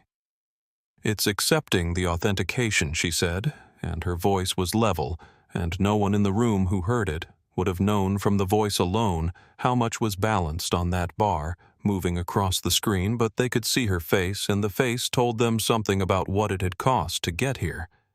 The progress bar reached the end of its track. The screen cleared, and in white text on the server's home interface, clean and simple and final, it said Master Node re-authenticated. Lead architect confirmed. Initiating fleet recovery sequence. On the radar screens across the room, the data tags on the affected aircraft began to update. Altitude trends reversed. Speed indicators increased. One by one, the markers that had been holding in their restricted envelopes began to climb. Zara sat back in her chair. She did not cheer or cry or make any sound at all, and the only visible indication of what she was feeling was that she closed her eyes for exactly 3 seconds. And in those 3 seconds, her face did something that it had not done all morning, which was to simply be the face of a 19-year-old who has been awake for 54 hours, and who has, against every obstacle that was placed in her way, done what she came to do. Then she opened her eyes and went back to the screen to verify the recovery sequence was running correctly on every affected aircraft, because the work was not finished until it was finished. The Terramax Administrator Override Channel was not a frequency that air traffic controllers used or that most pilots knew existed. It was a direct communication pathway built into the system for exactly the kind of situation that had never been supposed to happen. A channel that bypassed the standard ATC infrastructure and connected directly to the cockpits of Terramax-equipped aircraft via the satellite network. Zara knew it existed because she had built it in. She pulled up the channel on the hardline terminal, and the frequency indicator showed a string of characters that would have meant nothing to anyone in the room who wasn't a Terramax engineer. And she put on the headset that had been sitting on the terminal desk waiting for her, and she opened the channel. The silence that came back through the headset was the silence of a cockpit in a state of controlled distress. The background sound of avionics and ventilation and the distant pressure of engines running below their rated thrust. And Zara recognized it with the specific familiarity of someone who had listened to exactly this audio environment in simulation hundreds of times during system testing. Flight 507. This is Terramax System. Architect Zara Coleman. I have a direct channel on admin override. Do you copy? A pause. Short, but weighted.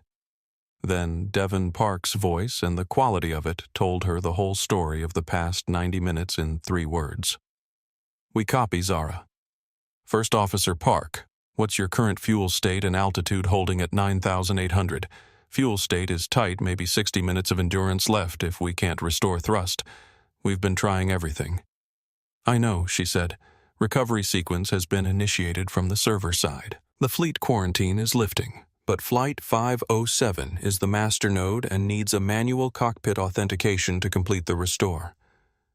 I can talk you through it. She paused. Is Captain Harrow on frequency? Another pause, slightly longer than the first. I'm here. Harrow's voice was different from the voice that had told her to find the departure area, and weight different from the voice that had performed a belly laugh for the audience at Gate B-22. It was smaller, not broken. Blake Harrow was not a man who broke easily or visibly, but reduced to something that was closer to its actual size, stripped of the performance.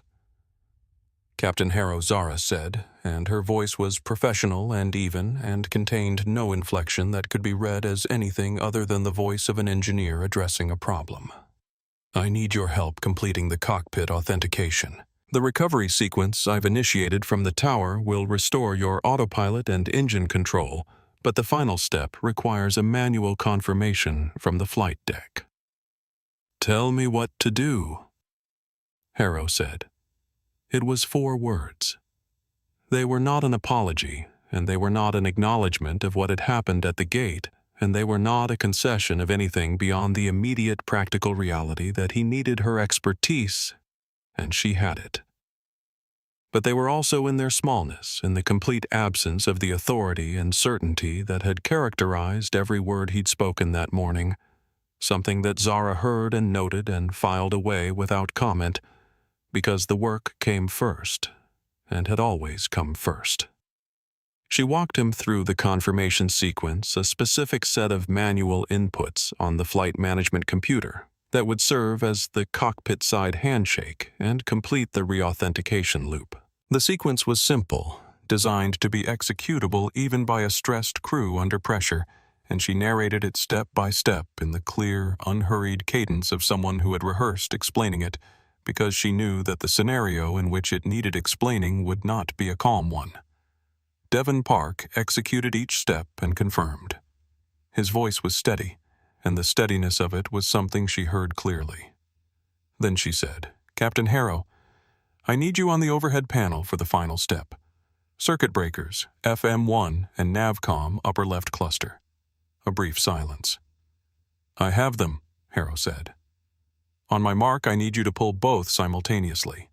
The system will perform a final authentication ping. When it completes, your flight controls will be fully restored. She looked at the server status on her screen. The recovery sequence was at 91%. 5 seconds. 4, 3, 2, 1, mark. The sound that came through the headset from the cockpit was the sharp double click of 2 circuit breakers being pulled, and then a silence that lasted approximately 2 seconds, and then the sound of a cockpit coming back to life. The specific audio signature of screens, reigniting systems, reinitializing the avionics suite, cycling through its restart sequence, which Zara had listened to in simulation so many times that she would have recognized it anywhere. We have control, Devon said, and the 3 words carried more weight than their content. Autopilot is back. Throttle response is nominal. We're climbing. The controller behind Zara said very quietly, 507 is climbing. Altitude 9,900. 10,000. 10.5. On the radar screens, the other aircraft in the recovery sequence were confirming restoration one by one, their data tags updating with the small efficiency of a system that had identified the threat as resolved and was releasing its protections. Zara said, Flight 507, you are cleared to resume your flight plan. Fuel optimization is active. You will arrive at Heathrow with sufficient reserves. Copy that, Devon said. And Zara, on behalf of everyone on this aircraft, thank you. She nodded, which was a gesture Devon couldn't see and which she made anyway. There was a beat of silence on the channel. Then Harrow's voice, smaller than it had been all morning, said Ms. Coleman. Captain. He stopped.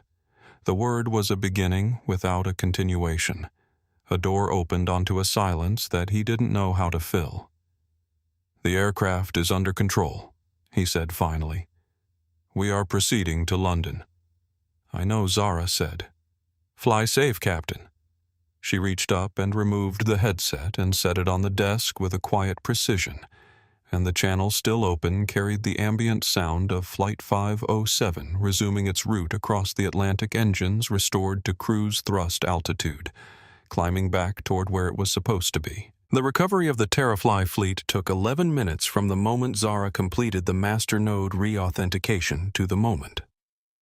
The last affected aircraft confirmed restoration of normal operations, and every one of those 11 minutes happened in the JFK control tower, with the quality of silence that falls over a room when everyone in it understands they are watching something they will remember. 30 controllers at their stations. Commander Reyes standing behind Zara's left shoulder. The 2 federal escorts near the elevator. The young controller who had tracked Flight 507's altitude all morning, his eyes moving between his radar screen and the counter at the top of Zara's server display that was tracking the number of aircraft still in restricted mode. 61, 54, 41. The counter moved in bursts, not in a smooth progression because the recovery was executing in priority order. The aircraft with the tightest fuel states first, then the ones with the most complex diversion scenarios, then the remainder, and each burst corresponded to a cluster of aircraft whose systems had cleared their authentication checks and had received the all-clear from the central server and had restored themselves to normal operation with the clean, business-like efficiency of a system that had been doing precisely what it was designed to do all along. 27. 14. 9.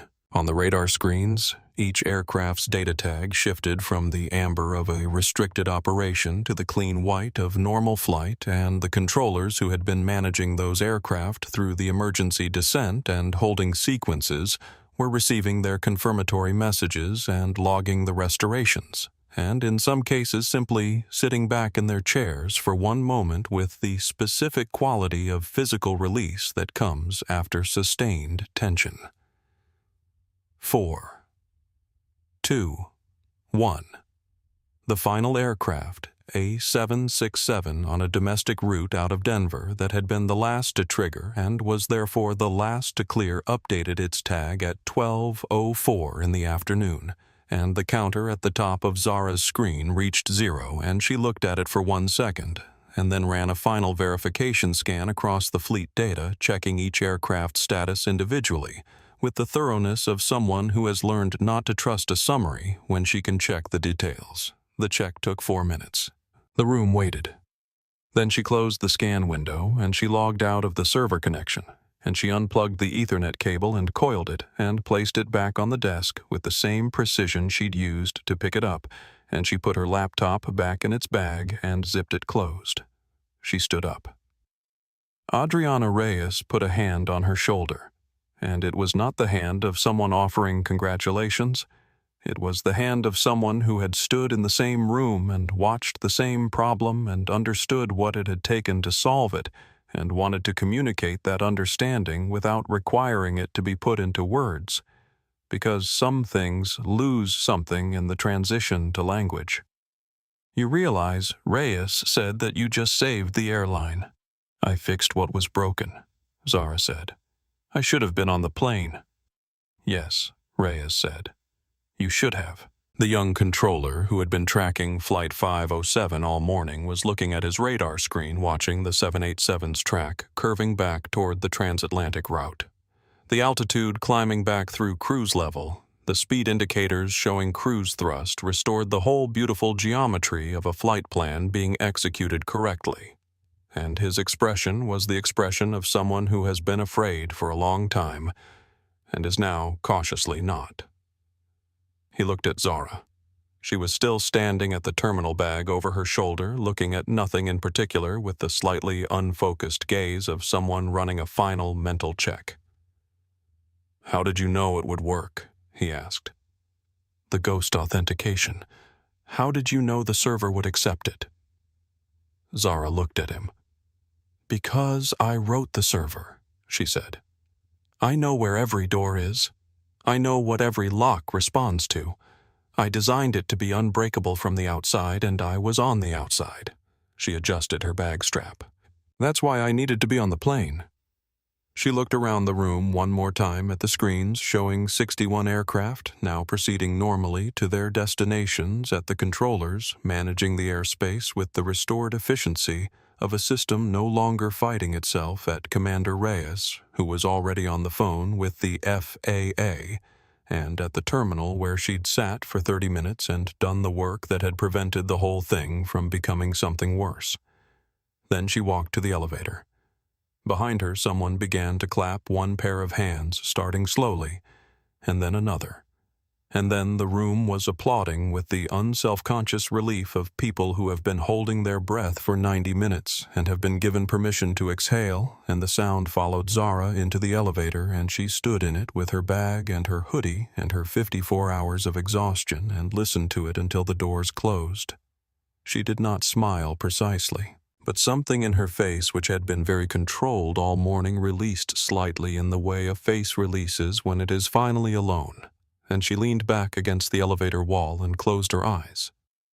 And for the 11 seconds it took to descend to the lobby level, she was simply 19 years old and very tired, and very far from Englewood and still somehow exactly where she had always been pointed. The admin override channel was still technically open when Zara came back to the terminal to log a formal closure, and Commander Reyes pointed it out to her from across the room. "You've still got 507 on frequency." And Zara sat back down and put the headset on one last time. She could hear the cockpit ambient sound of a flight in normal cruise, the smooth, low register of engines at proper thrust, the small sounds of a crew working at the routine tasks of a long transatlantic leg, the particular quality of tension, absent the difference between a cockpit under stress and a cockpit doing its job. Reyes, standing nearby, said quietly, "Is there anything you want to say to him?" Zara held the transmit button without pressing it for a moment, which was a moment long enough to have contained a great many things. Anger or grief, or the particular satisfaction of being right in a way that was also sad. Or any of the words she might have said to a man who had looked at her that morning and decided in the time it takes to dismiss a thought that she was a problem to be removed rather than a person to be heard. She pressed the button. "Flight 507. This is Coleman on admin override. Fleet recovery is confirmed complete. All aircraft restored to normal operations. Your fuel optimization system is functioning within expected parameters. You'll reach Heathrow with comfortable reserves. Admin channel closing now." She paused for one beat. "Good flight, Captain." She released the button. Reyes looked at her. That's all. Zara took the headset off and set it down. That's all. Through the tower's windows, the tarmac below was running its normal operations aircraft, taxiing and pushing back and being marshaled to gates with the practiced choreography of a system that had resumed its ordinary functions. And she watched it for a moment with the particular quality of attention she gave to things she had built or repaired, checking without being obvious about it the way you test a thing you've fixed to confirm it's fixed. It was fixed. She stood up, shouldered her bag, and looked at Reyes. "I'm going to need to find a hotel," she said. "My flight was canceled." The laugh that moved through the tower cab was the laugh of people who had been holding a great deal for a long time and had been given something small and human to release it on, and it was warm and genuine and a little ragged at the edges, in the way laughter is when it comes out of relief rather than amusement. And Zara allowed herself one small, quiet version of the same thing before she walked back to the elevator and went down. Flight 507 touched down at London Heathrow at 9:47 in the evening local time, 5 hours and 12 minutes late, and the jet bridge that was waiting for it had more people standing in it than a routine arrival typically warranted. Blake Harrow knew before he even pulled the thrust levers to idle on the runway rollout that the extra people in the jet bridge were not there to welcome the inaugural Terrafly 507. He had been flying long enough to understand the difference between an arrival and a reception, and what was waiting at the end of that jet bridge was the latter. He shut down the engines with the same sequence he had used 10,000 times before fuel levers hydraulics. The small, familiar liturgy of powering down a machine that would not fly again until the next crew prepared it, and he did it with the same precision he always brought to the task, because precision was something he still had and would always have, regardless of what happened beyond the cockpit door. Devon Park completed the shutdown checklist without speaking, and without looking at him. And when it was done, they sat in the quiet of a powered-down cockpit for approximately 15 seconds, and what passed between them in those 15 seconds had no words, because words were not what was needed. Then Devon gathered his bag and stood. He didn't say anything. He didn't need to. Harrow put on his uniform jacket and picked up his flight bag and put his hat on and walked out of the cockpit with his back straight and his chin level, because he was not a man who had ever walked toward anything with less than his full stature. And this was not the day to start. The VP of Terrafly European Operations was a woman named Claire Ashworth, and she was standing at the front of the jet bridge with 2 British police officers on her right and a company legal representative on her left, and her expression had the specific quality of someone performing a necessary task that they do not enjoy. "Captain Harrow," she said, "I need to ask you to surrender your badge and security credentials. Terrafly is placing you on immediate administrative leave pending a full investigation into this morning's events. The investigation will address both the discrimination complaint and the safety implications of the decision made at Gate B22. She paused. "I'm sorry it's here. It should have been handled before you boarded." Harrow looked at the badge in her hand for a moment. The Terrafly wings, the captain's designation 30 years of what it represented. And then he looked at Devon, who was standing at a slight distance and who met his eyes with an expression that was neither triumph nor pity, but something in the complex territory between accountability and grief, the expression of a man who had been a witness to something and was living with the full weight of what that meant. Harrow unclipped the badge from his jacket. He held it for one more second. Then he placed it in Claire Ashworth's hand, and as he did, his uniform hat, which he had worn with pride and worn well, which had represented something he had genuinely earned, slipped from under his arm where he'd tucked it and fell to the floor of the jet bridge, and he stood for a moment looking at it. And then he did not pick it up, and he walked past the police officers and the legal representative and down the jet bridge corridor toward whatever came next. Devon Park watched him go. Then Devon bent down and picked up the hat and held it for a moment, thinking about 30 years and 4 gold stripes, and what experience is worth and what it isn't worth, and the things you tell yourself that turn out not to be true. And then he placed the hat on a nearby shelf carefully, and without ceremony, because it deserved to be placed rather than dropped, even now. He picked up his own bag and walked out into London. 6 months later, the Global Aviation Summit in Geneva put the name Zara Coleman on a stage for the first time, and the name was followed by a title that Terrafly's board had created specifically because the existing titles in their organizational chart didn't quite capture what they had hired her to be. Chief Technology Officer, Terrafly Airlines, and Principal Architect, Next Generation Fleet Systems.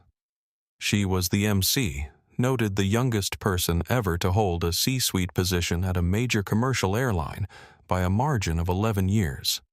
She walked out onto the stage wearing a blazer that she'd bought specifically for the occasion, dark and well-fitted over the Caltech hoodie that had spent a memorable morning at Gate B22 of JFK International Airport. The hoodie was faded and the logo was a ghost, and she had considered not wearing it, and then had decided that she was done making decisions about her appearance based on what they communicated to people who were going to reach the wrong conclusion regardless. The applause was long. She stood in it for a moment with the particular stillness of someone who was still learning how to receive things, and then she moved to the podium. She had 300 words of formal introduction written on her notes, describing Terramax, describing the fleet integration, describing the technical roadmap for the next generation of aviation software. She looked at the notes for a moment. Then she folded them and set them aside. "I want to tell you about a view," she said. The view from a corner apartment in Englewood, Chicago, where if you looked out the right window at the right angle, you could see not a plane exactly, but the contrail of one, a white line drawn across the sky by something that had already gone past. She paused. "I used to watch those lines from the kitchen table while I was doing my homework, and I used to think about the fact that someone was up there, that someone had figured out how to get up there, and that it was a problem that had been solved, and if it could be solved once it could be extended, improved, made better. Problems that have been solved can always be made better, In the front row, in a seat she had been shown to by a Terrafly representative who had been very careful about it. Diane. Coleman sat with her hands folded in her lap with a pressure that was doing the work of keeping her face composed, and she was watching her daughter at the podium with the expression of someone who is seeing something she always believed in and is experiencing for the first time the relief of having been right. Zara did not look at her mother while she spoke, because she knew if she looked, she would not be able to continue, and the speech needed to continue. And her mother had not worked 30 years of night shifts and written small stars in red ink in the margins of her daughter's homework so that her daughter could cry at a podium in Geneva before she got to the important part. She kept her eyes on the room. She spoke about engineering and equity, and about the gap between who gets to build things and who gets to use them, and about what that gap costs everyone, not just the people left outside it. She spoke about software not as technology, but as a way of thinking, a way of solving problems, and about how the most important resource in any field was never the equipment or the capital, but the quality of the minds brought to bear on the questions that mattered. She did not mention Blake Harrow's name. She did not mention Gate B22 or the holding room at JFK, or the hours she had spent in the tower, bringing 61 aircraft home. Those things were part of her biography, and they were true, and they had cost something, and they were not the point. The point was what she had built, and who had built it, and where she had come from to get there, and none of that required a villain in the telling. It just required the truth. A year after the morning at Gate B22. Blake Harrow sat in a small office in a freight logistics facility outside Columbus, Ohio, where he had been employed for 4 months as a ground operations consultant, a position that had nothing to do with flying and everything to do with the fact that a man with 30,000 hours of heavy jet experience was still useful in certain contexts, just not in the contexts he had spent 3 decades believing were his by right. It was a Tuesday afternoon in November. The window of his office looked out onto a ramp where small turboprops were being loaded with auto parts and industrial components for overnight delivery runs, and the sky over the ramp was the flat gray of a Midwestern winter, and one of the aircraft was lining up on the taxiway, a young pilot visible through the cockpit window running through his pre-takeoff checks with the focused deliberation of someone at an early point in a career that was just beginning. The pilot ran up his engines and taxied into position and rolled, and Harrow watched the small aircraft accelerate and lift the nose rising with the clean inevitability of physics and disappear into the gray sky. On the wall-mounted television in the break room across the hall, a segment was running on an aviation industry news program, and the name on the lower third graphic was one he had been seeing frequently over the past 6 months. Zara Coleman, CTO, Terrafly Airline's next-gen fleet. Architecture expansion. He could hear the audio faintly, her voice even and precise, and carrying the specific quality of someone who knows exactly what they know. And he turned away from the window and sat down at his desk and opened the document he had been working on, which was a ground operations safety manual that he was genuinely good at writing and which would genuinely help the people who flew these routes. He worked, at the same time in her office on the executive floor of Terrafly's New York headquarters. Zara Coleman was sitting at a desk positioned in front of a window that looked out over JFK's runways, and she was doing what she did most evenings, which was to work. On her desk beside the laptop was a piece of paper that had arrived in the morning mail, a drawing executed in bright marker on lined notebook paper by a child whose name, written in careful printing at the bottom, was Maya, age 9, Englewood, Chicago. The drawing showed an airplane. Beside the airplane, in careful printing, it said, "When I grow up, I want to build planes like Zara." Zara picked up the drawing and looked at it for a moment. Out on the tarmac, a Terrafly 787 was beginning its takeoff roll. The engines building to that specific sound, the nose lifting the whole enormous weight of the thing becoming improbably and completely airborne. She watched it climb until it was a shape against the evening sky, and then until it was a light, and then until it was gone. And she smiled not the small, controlled smile of a professional in a public space, but something fuller and quieter, the smile of someone who has paid a real price for something real and has arrived somewhere true. She set the drawing down carefully and turned back to her work, and the Terramax fleet ran silently overhead, carrying its thousands of passengers toward their thousands of destinations, the software humming invisibly inside the machines it had been built to serve, doing what it was designed to do by the girl from Englewood who had looked up at the sky from a kitchen table and decided without anyone's permission that the problem was solvable. It was. If this story moved you, please like and share it with someone who needs a reminder that the most powerful thing in any room is often the person everyone underestimated. Subscribe to our channel so you never miss a story like this one.